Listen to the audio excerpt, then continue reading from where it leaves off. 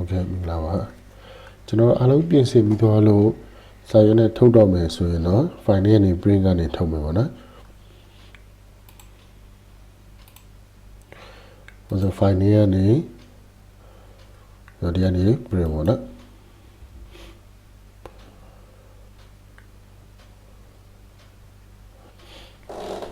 ပြီးဆိုရင်ဒီမှာထွက်လာမယ့်ပုံစံကိုကျွန်တော်ဒီမှာတွေ့နေရတာပေါ့နော်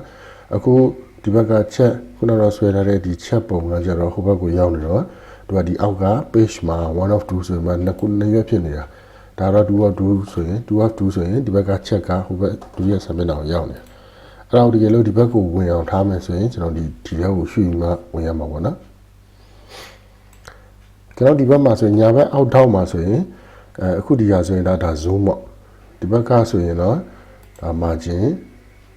ဒီမှာနှိပ်လိုက်တယ်ဆိုရင်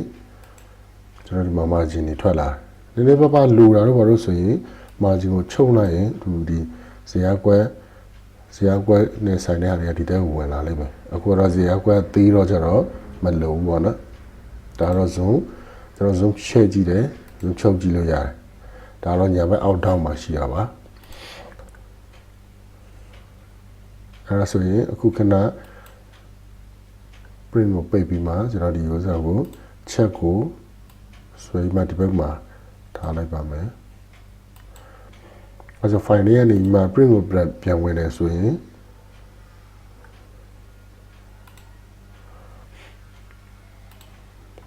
check ကို select မှတ်ထားတော့သူက check ကြီးကိုပဲ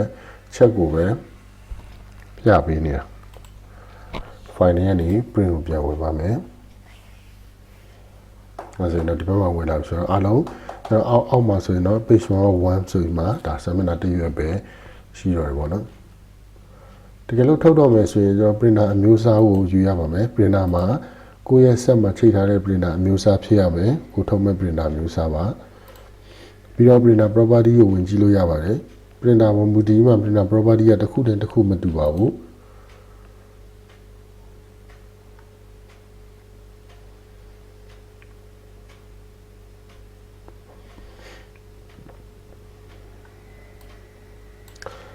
အခုဒီမှာ install လုပ်ထားတဲ့ printer app ဆို L360 ကသူကဒီ color printer ဖြစ်နေတဲ့အတွက်ကြောင့်မလို့ကျွန်တော်ဒီမှာဆိုရင်ဒီ color တို့ black white တို့ကိုယူရမှာပါတကယ်လို့ printer က laser printer ဒီblack white ပဲဆိုရင်တော့ဒီဟာတွေကမပါပါဘူးပုံစံလေးနည်းနည်းကွာရတယ်ဒါပေမဲ့ယူရမှာတော့ site တွေရှိမယ်ဥပမာ A4 နဲ့စီထားတယ်ဆိုရင် A4 နဲ့A4 ယူရမှာပေါ့နော်တောင်လိုက်အလျားလိုက်တောင်လိုက်ရိုက်ထားတယ်ဆိုရင်ကျွန်တော်ဒီမှာလည်းတောင်လိုက်ဖြစ်ရပါမယ်အလျားလိုက်ရိုက်ထားတယ်ဆိုရင်အလျားလိုက်ဖြစ်ရပါမယ် paper type မှာကျတော့ကျွန်တော်ဒီဥစ္စာကိုအခုကတော့ color printer မလို့တော့ paper ဓာတ်ပုံစက်ကူတွေ plain paper တွေဒါရွေးခိုင်းတာပေါ့နော် color တွေပါရွေးခိုင်းတာဒါတကယ်လို့ဒီဟိုပါပဲဆိုရင်တော့ black white ပဲဆိုရင်တော့မလိုဘူးပေါ့နော် laser printer ပဲဆိုရင်တော့မလိုပါဘူး copy မှာကျဘယ်နဲ့စုံ copy ကူးမလဲ10ရွက်ဆိုရင်ဒီမှာ10ရွေးပေါ့နော်ဒါမှမဟုတ်လည်းအပြင်ရောက်မှရွေးရင်လည်းရတယ် quality ကတော့ C မှာထုတ်တယ်သူကတစ်နှစ်တော့အစင်လိုက်ထွက်တာရှိမယ်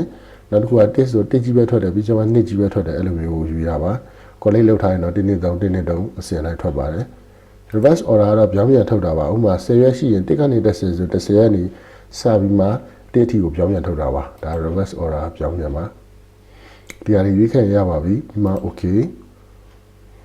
ကျွန်တော်ဒီ print active sheet မှာကျတော့ setting ရဲ့အောက်မှာဆိုရင် print active sheet ကအခုဖွင့်လာတဲ့ sheet တစ်ခုပေါ့နော်ခုနကတော့ဒီ sheet 1ဆိုလဲ sheet 1ဒီ sheet ကိုပဲထုတ်မှာကျန်တဲ့ sheet တွေမပါပါဘူး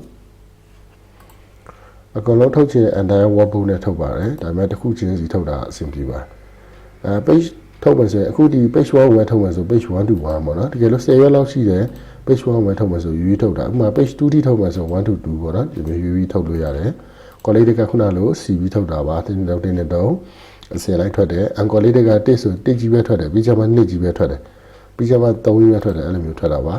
တောင်လိုက်အလျားလိုက်ကျွန်တော်ဒီမှာဆိုရင်တောင်လိုက်ဆိုရင်ဒီမှာလည်းတောင်လိုက်ဖြစ်ရမယ်တကယ်လို့ landscape ရွေးလိုက်ရင်လည်းဒီမှာပြောင်းသွားပါတယ်ဒီဘက်မှာတွေ့နေရတဲ့ပုံစံ